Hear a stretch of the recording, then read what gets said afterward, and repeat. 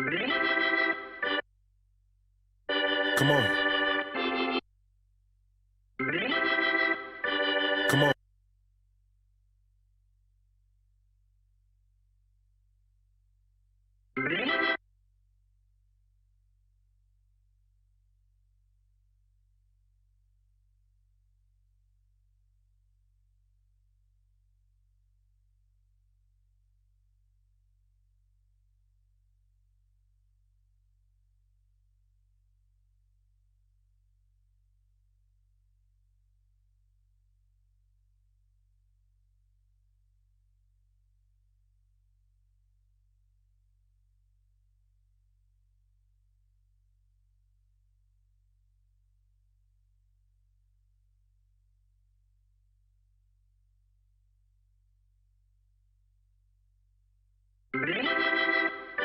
Come on. Come on. New wine. We gonna talk to a nation. We making changes. We gonna change this nation. Come on. Come on. Come on, yes. We're talking about loving. We're talking about our inspiration. We're talking about uplifting and helping our broken nation. We're teaching about peace and trying to get an understanding. We know that the world is cold and life can be just too demanding. What's up? Hello everybody out in Facebook land and YouTube land and soon Periscope land and IG land, right? That's right. We are rolling and we are coming. Thank you all for joining. Please, please, please, this is such a serious, awesome topic. We really need everyone to share, because no one is exempt from this, what we're going to be talking about on tonight. So we really, really, really want you to share, especially if you're a part of the Hilliites and the Katyites. We need you to definitely share. We have the most, oh my God, the most awesome guest here on tonight, who's willing to be very transparent and open. And I'm just so excited to have Miss Nakia Moore in the house. Kiki, as I call her. Oh my God, we've gone through an awesome journey. I've been a part of her journey, and we talked on a couple weeks ago, and I asked her would she be willing to share so that other people can be blessed by what she's accomplished thus far as it relates to this topic. So you guys know how we do it. Tonight we'll be talking about help. My child has a mental illness, so anybody that has anyone with a mental illness in their family, their immediate surroundings, I really believe that this is going to be of great benefit to you. We need it. None of us, like I said, are exempt. We never know when we will encounter it, and so I need everyone to definitely educate themselves so that we can be a conduit for deliverance. So without further ado, Suge Avery's not here.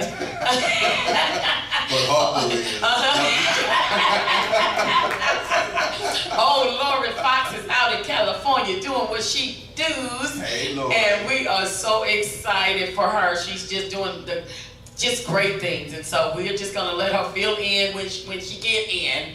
So we have given, Duke, well, we didn't give it to him, he literally took the seat. He took the girl seat. So, these men, they won't let us have anything to ourselves. Y'all need this viewpoint. You know how that goes. So introduce yourself, Eugene Bernard. Hello, everybody in social media land. It's your boy, Eugene. You can call me Eugene B. Duke, whatever you feel free to call me. Uncle Duke is what all the kids call me. But just lucky and happy to be here on this awesome platform tonight to share some really in-depth information with you guys. So cool. The love bug, Maisha Tate. Hello, everybody. I'm Maisha Tate, of course, and I am here. We have an interesting topic tonight, and with that, if you are the child that's dealing with the mental illness, if you're the parent, either way, we want you to know that you are still loved, that you still matter. It matters, and we're here because we care, and we want to share with you and help you. So that's what we're here to do tonight. All right, Nakia Moore. Well, I'm just here tonight, just let the the community know, our community know, to not ignore the issue, but to acknowledge the issue and execute. That's So awesome. it's important. That's awesome. Candace, our counselor. Hello, I am excited to be back on the show, and I'm just here to contribute from a counseling standpoint. So cool, so cool. I was thinking on today, and I was reading in the passage of scripture. I know on Sunday we talked about Ecclesiastes. Pastor mentioned on Ecclesiastes 1:1, and the depth of the whole situation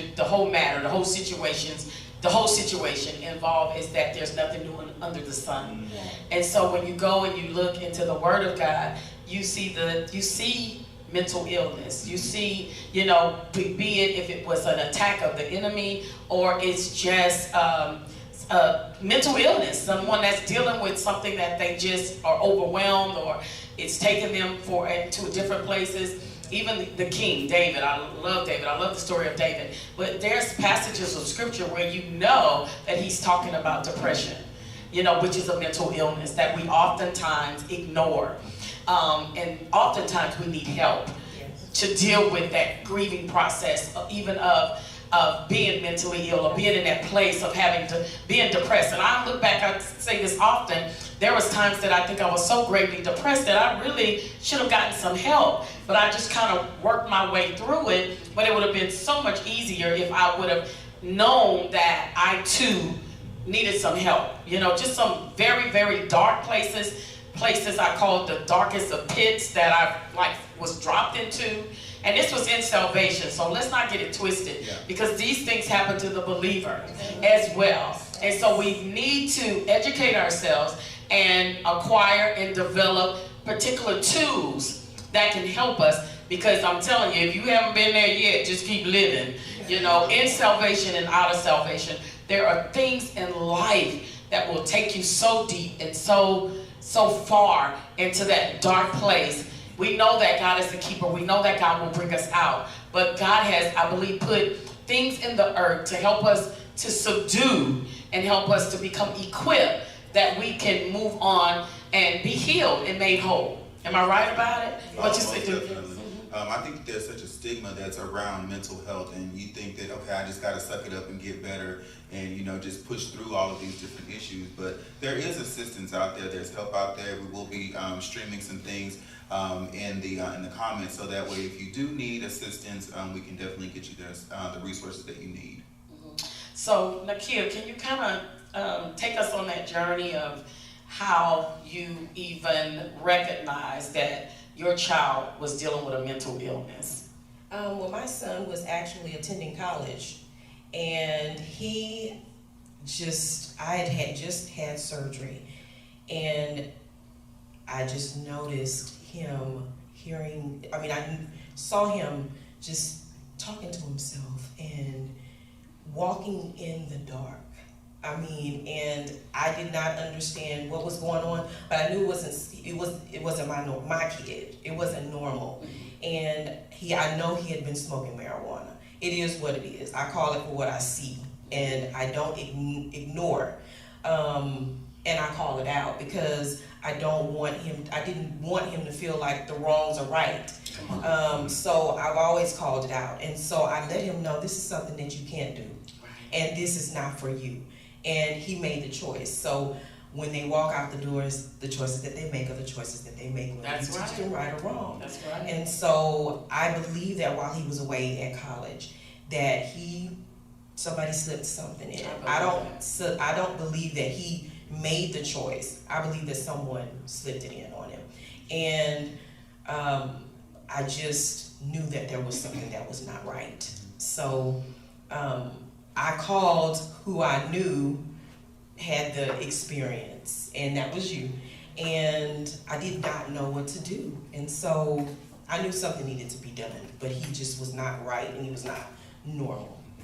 And so and I think that we have to share that he was perfectly normal before this experience occurred. This wasn't something that he was born with or anything like this. This was something that was we believe was drug-induced. Drug-induced. And so he was 19. He's 28 today. Wow. And so I didn't know if it was something that happened hereditary, but then at the same time I knew that he had been smoking marijuana. Wow. And so, because I know that on the other side of the family, there are things going on, but I said, okay, this is what it has to be. So we need the young people to really listen to this.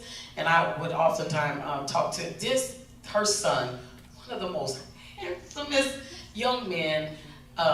He would always come and bring me his report card because he would have like A's and B's.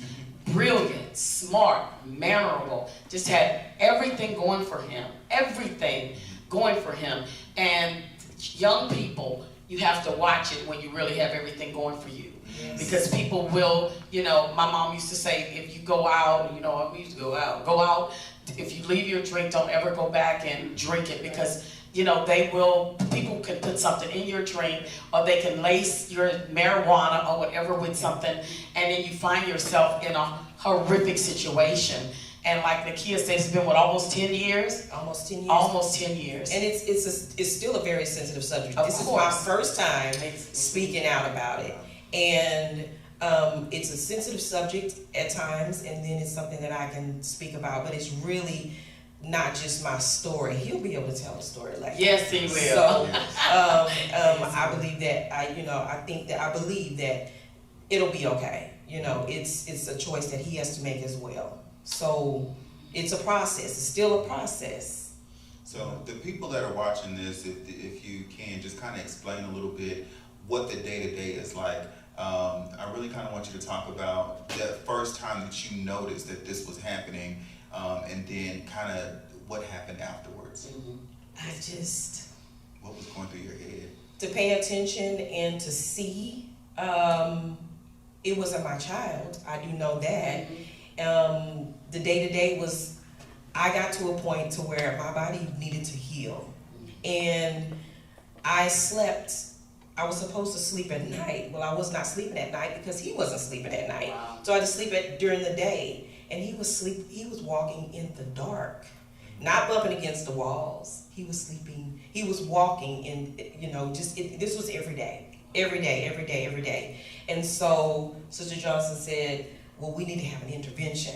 So we brought everybody together. And so counseling had to take place. We had to go to a psychologist, a psychiatrist. We had to do everything that we possibly knew that we could do, but I had to begin to do my research as a parent and learn myself. I'm still learning, and I have my points where I have my points of depression.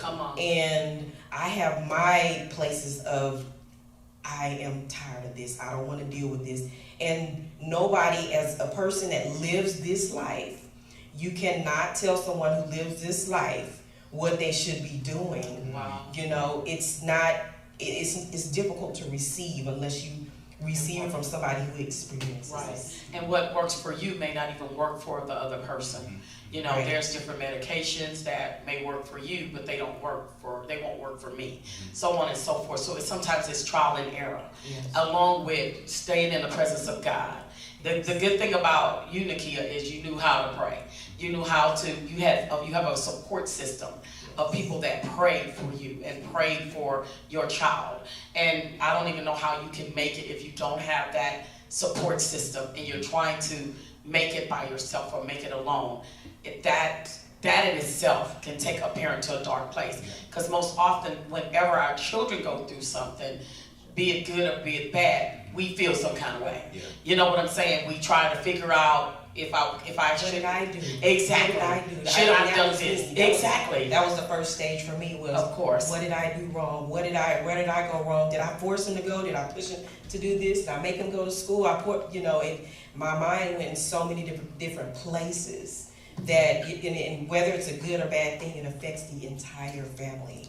Okay. I was broken. Of course. I was hurt. I was disappointed. I was everything. You were grieving. Yes. And all of those stages of grief take place where you can, first and foremost, we deny. And I see that even with children as young as 3 and 4. I've seen parents because we own a school or whatever, that most often can deny. And so you have the denial, and then you have the anger, then the bargaining, and then the acceptance. So I think you're at that point now, and when you get to that point of acceptance, you can really go in and look and research and try to help your child. But the other different emotions, that in itself is your emotions, and that in itself is the place where you find yourself needing help. Yeah. You know what I'm saying? And so we have to be very honest that we are not super beings because we are in the things of God.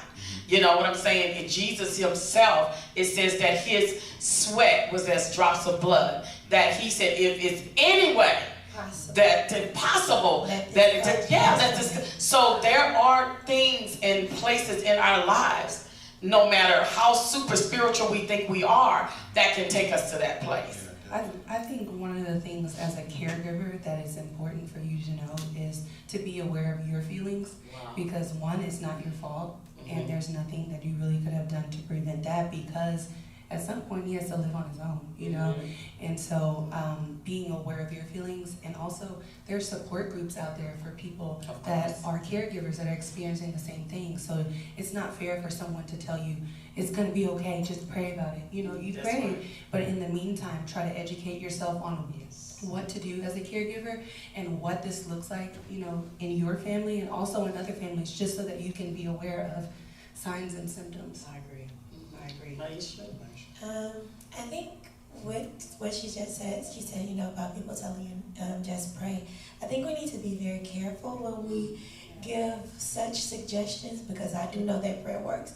But when it looks like prayer isn't working because you've done it, we can make people have some sort of feelings about God that need not be if we did practical things along with spiritual things.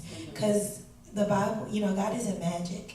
And there are things that we need to do, and people don't know it, but, you know, I understand where you're coming from, because one of my siblings deals with mental illness, and my mom, up until probably this year, was in denial regarding it. So we had to live with him being treated as if he was like we were, when he was clearly not. Everything about what he did said he wasn't. But my mom, being spiritual and believing that God can do anything, refused to put what she called a stigma on him. But there's still things that should have been done that would put him in a better position now that he's an adult. Right. Candace, what are some signs and symptoms that parents should look for if, you know, their children has been diagnosed with schizophrenia? We have children, I know, the environment that I work in, you know, I'm a nurse professionally, and I did a pediatric nursing for years, and it's just, we can't diagnose, but some of the symptoms, I'm like, yeah, that looks like that, and so I will try to encourage parents to get further testing, because it's a very sensitive subject, especially with its young children. So you have to be very careful in what you see, what you think you're seeing, and then also how to present those things when one sees them, you know? Right. Actually, 80% of the first episodes of like psychotic disorders actually happen between the age of 18 and 32. So a lot of the things that have happened, the trauma that has happened in their early childhood is just now surfacing. And so a lot of times we overlook some of the symptoms, and it could be something even as simple as digestion issues, you know, because our body our stomach is our second brain, and so that's just our way of showing that there's something wrong.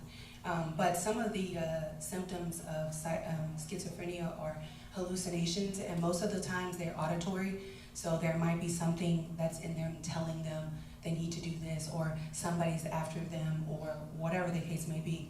Also delusions. It could even be just disorganized thought. They're just not really putting their words together, and it's just all over the place. But most of the time, there's 3 types of schizophrenia, and the top one is paranoia. And so a lot of times they feel like somebody's out to get them, or somebody's trying to control them. And so that is really the reason why a lot of people that are diagnosed with schizophrenia kind of resist from treatment. Right. Because they think that it's poison in the medication can poison them because they're paranoid. Right. And so so I think that's one of the hardest ones to treat, Right. because you need the medication to kind of balance you out, and you know what I'm saying, to get your thoughts organized and not so fragmented. And so when you refuse to take, and most often, you know, we think, that's why I'm very sensitive toward those who are homeless, because we think that most of those people that are homeless are out in the communities because they don't want to work. No, most of the people that are out, that are homeless in the community, are people that have a mental illness.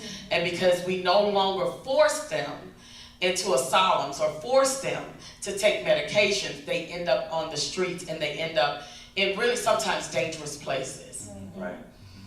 Oh my goodness. So, Go ahead. you know, Nikki, you had mentioned you can tell the difference whenever your son takes his medication, when he doesn't take his medication. So just from your own personal experience, what does that look like? It looks like my kid again. Wow. You know, and it makes me feel good, and I can see that it makes him feel good. And he just, everything about him just changes. He doesn't, you know, care to talk about it, and I respect that sometimes. Because I want him to talk to me, but he doesn't want people to feel as if he, you know, It's think he's different, crazy of or course. whatever. And I tell him, I says, you're not crazy, you just have a mild chemical Right. imbalance. Exactly. And his medication is not very strong at all. So, but to me, it's severe because it's my kid. Of course. And at the beginning of this, I was the one saying, here, take this medication. I'll take it. And what we have to understand is you cannot feed the medication to them.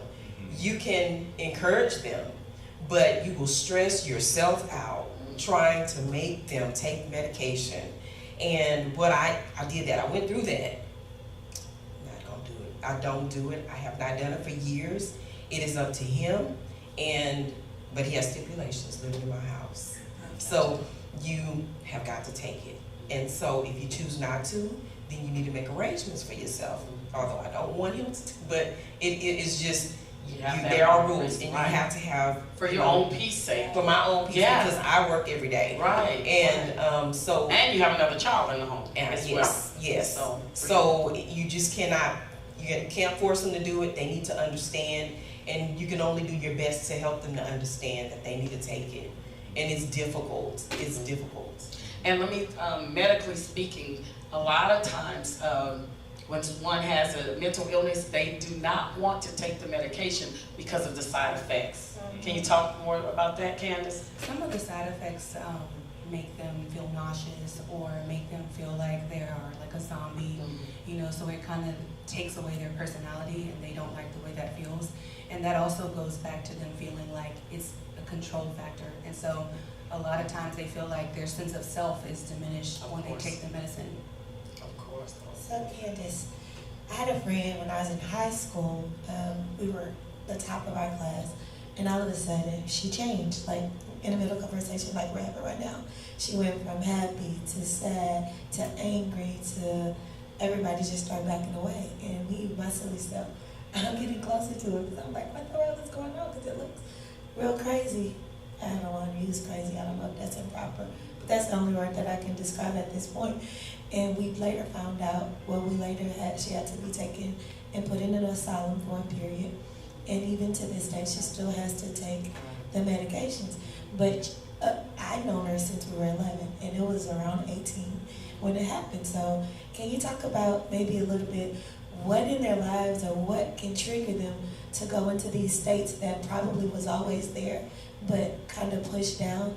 What could trigger them, or what can we do to avoid triggers? Or I think the biggest part of or trigger to kind of switching, because a lot of times they don't know that they actually switch. Yeah, she didn't know. You know, and so I think stressful situation is the biggest like kind of cause of that switch.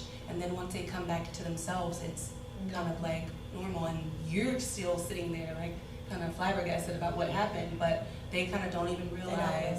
Yeah.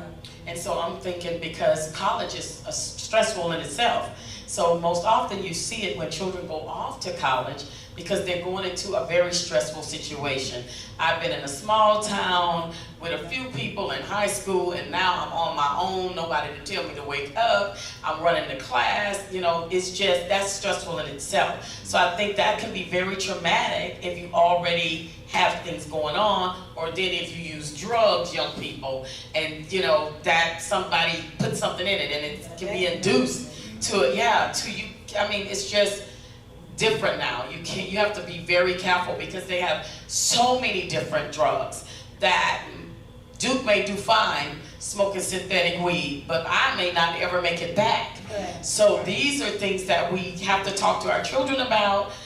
The face of the church, I know we're doing the HIV thing. We're gonna have to really be the face of a lot of different issues that affect our culture in itself. And so mental illness in the African American community used to be taboo. Nobody wanted to talk about it, but we have to talk about it because I'm serious. I think back, maybe my mind felt like it was just a checkerboard or a puzzle at one point. I was so stressed and so overwhelmed that I would wake up and I just could not wait till night come so that I can go somewhere and go to sleep, and hated to see 7 a.m. come, you know, because it's just it's a place that you can go, and we need to talk about this stuff, and we need to be very transparent.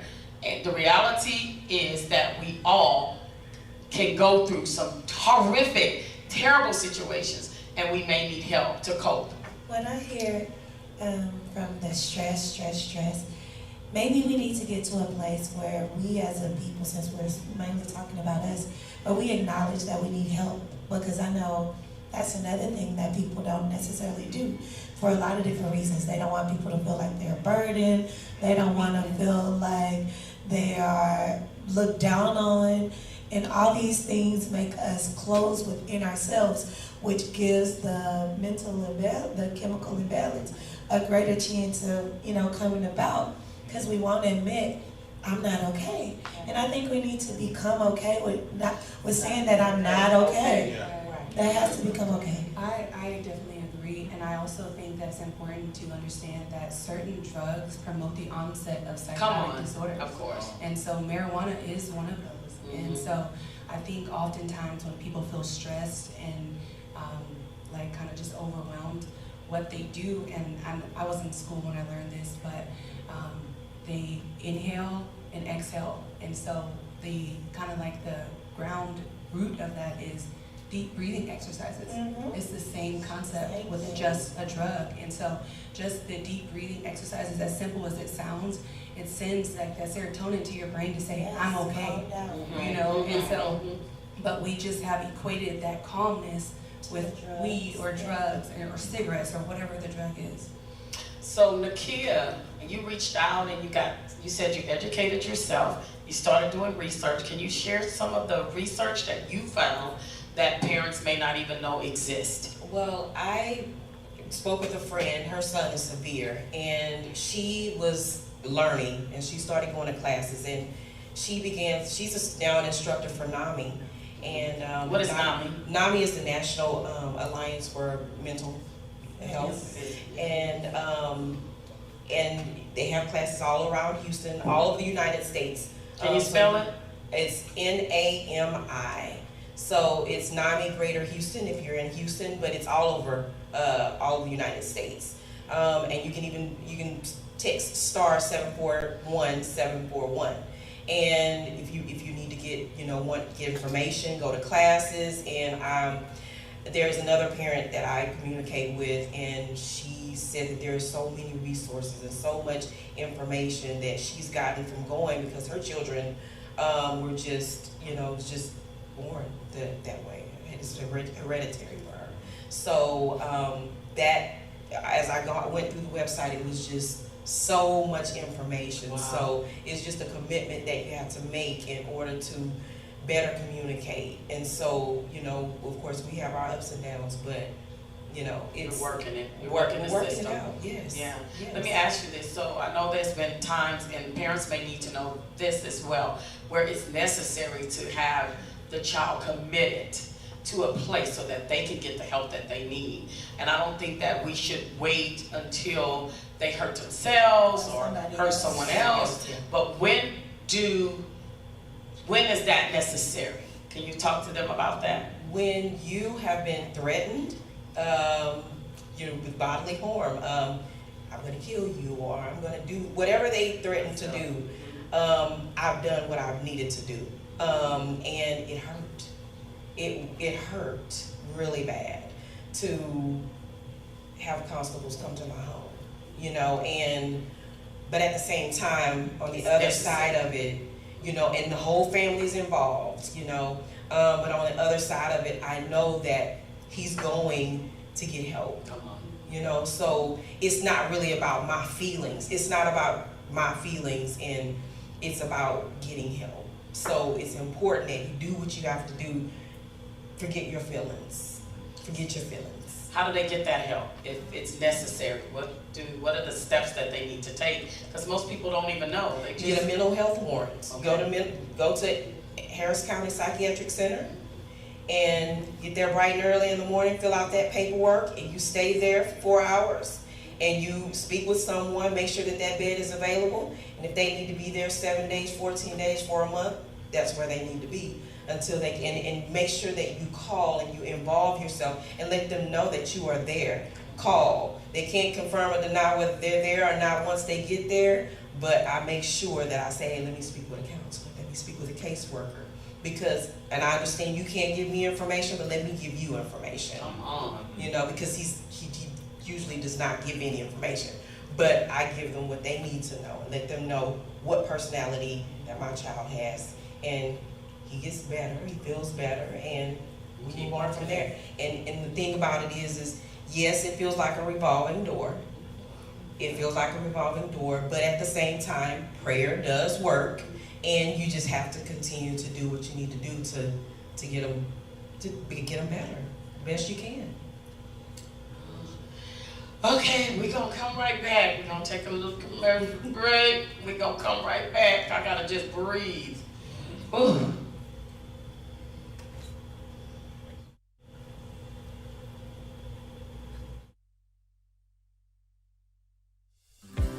Do your kids enjoy dancing around the house? What about tap and ballet? Well, they will love Miss Nancy's dance class, now available on Amazon.